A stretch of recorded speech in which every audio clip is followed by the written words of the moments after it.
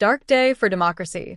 100-plus candidates target Poilievre. Is voter trust reaching breaking point? Canada's democracy is facing a profound and unprecedented challenge, signaling what many are calling a dark day for the nation's electoral system. In the spotlight is Pierre Poilievre, leader of the Conservative Party, whose bid to secure a seat in the pivotal Battle River, Crowfoot by-election has been met with an extraordinary backlash. Over 100 candidates have flooded the ballot, making this the largest number of contenders ever seen in Canadian electoral history. But this isn't just a crowded race. It's a direct protest against Poilievre, and it raises urgent questions about voter trust and the future of Canadian democracy. This crisis is not merely about numbers on a ballot. It is about the very integrity and functionality of Canada's democratic process. The ballot flooding tactic employed by the activist group known as the Longest Ballot Committee is more than just political theater. It is a form of protest that some say borders on election interference. Originally linked to the satirical Rhinoceros Party, the Longest Ballot Committee has evolved into a disruptive force, using an influx of independent candidates to clog the voting process and draw attention to perceived flaws in Canada's first-past-the-post voting system.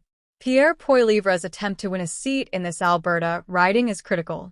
Since Mark Carney replaced Justin Trudeau as the leader of the Liberal Party and subsequently became Prime Minister following the snap federal election on April 28, 2025, the political landscape has shifted dramatically.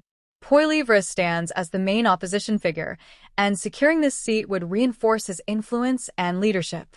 But instead of facing a typical electoral challenge, he confronts an unusual storm of dissent aimed specifically at him. Many voters and political analysts alike are asking, does this flood of candidates represent genuine democratic engagement, or is it a symptom of deeper frustration and declining trust?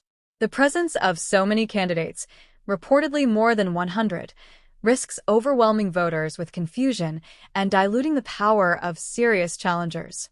Instead of providing a broad democratic choice, it may inadvertently simplify Poilievre's path to victory by fracturing the opposition vote among numerous fringe participants. Critics of the Longest Ballot Committee argue that this tactic does more harm than good. Legitimate candidates who have spent time and resources preparing meaningful campaigns express frustration at being overshadowed. They contend that flooding the ballot does not promote fair competition but rather erodes the clarity and seriousness essential to a healthy election. Ryan Garretson, a respected political commentator, described the tactic as a thinly veiled form of election interference that undermines voter confidence and democratic integrity. Further compounding the controversy is the Conservative Party's decision to bring Poilievre into this riding, sidelining potential local candidates who might better represent community interests. Some residents of Battle River, Crowfoot have voiced concern that this maneuver prioritizes federal party politics over genuine local representation. This sentiment deepens the complexity of the electoral dispute and raises questions about the fairness and inclusivity of candidates' election. At the heart of the matter is the fundamental question of voter trust. Canada's electoral system, a pillar of its democratic identity, is being tested as never before. When activists and voters alike perceive that the system can be manipulated or overwhelmed, it threatens the legitimacy of election outcomes and, by extension, the government itself. Many Canadians wonder whether the traditional first-past-the-post system still serves their interests or whether reform is urgently needed. The Longest Ballot Committee advocates for electoral reform, including shifting decision-making about election rules to a permanent, independent citizens' assembly. This proposal aims to remove perceived conflicts of interest when politicians control election laws. However, the means by which the committee pursues this reform, disrupting elections through mass candidate nominations, raises ethical and practical concerns. Opponents argue that protests should enhance democratic participation rather than obstruct it.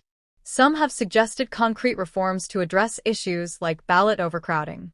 For example, introducing a financial deposit system, similar to reforms adopted in countries like Japan, could help ensure that only serious candidates run for office. Such a deposit could be accompanied by government-funded advertising to inform voters about candidates, balancing accessibility with a safeguard against frivolous or disruptive nominations. This approach could preserve democratic choice while protecting elections from being overwhelmed by protest-driven candidacies. Beyond these technical debates lies the real impact on Canadian voters.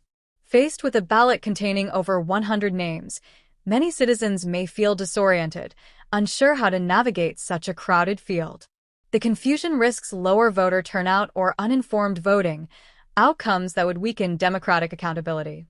If voters lose faith in the process, the long-term consequences for Canada's political stability and citizen engagement could be severe. Pierre Poilievre's vocal response to other political issues further fuels the intensity surrounding this by-election. Recently, he criticized what he describes as unequal treatment in the justice system, notably referencing the Crown's decision to seek harsh sentences against protesters Tamara Lich and Chris Barber. Poilievre highlights the disparity between their treatment and the leniency shown to other offenders, raising broader concerns about fairness and political bias in Canada's institutions. His stance resonates with many Canadians who feel the system is failing them, even as it adds fuel to the political firestorm. However, questions remain about timing and political strategy. Commentators like Kirk Lubarov have noted Poilievre's delayed public condemnation of these legal cases, suggesting political pressure played a role in his statements. Such dynamics complicate public perceptions of leadership and sincerity, potentially impacting voter trust at a critical moment. As Canada moves toward this landmark by-election, the broader political implications become clear. The flood of candidates targeting Poilievre symbolizes more than a local contest. It represents a national conversation about how Canadians want their democracy to function. Are protests that disrupt elections a legitimate expression of civic frustration, or do they threaten the foundational principles of fair and effective governance? Ultimately, this dark day for democracy challenges all Canadians to reflect on the state of their electoral system. The choices made in Battle River, Crowfoot will echo beyond Alberta's borders, influencing debates about electoral reform, political representation, and public trust for years to come. Whether voter confidence can withstand this unprecedented test remains an open question, one that will shape Canada's democratic future. The stakes have never been higher. Will democracy emerge stronger and more inclusive, or will it face lasting damage from these extraordinary challenges?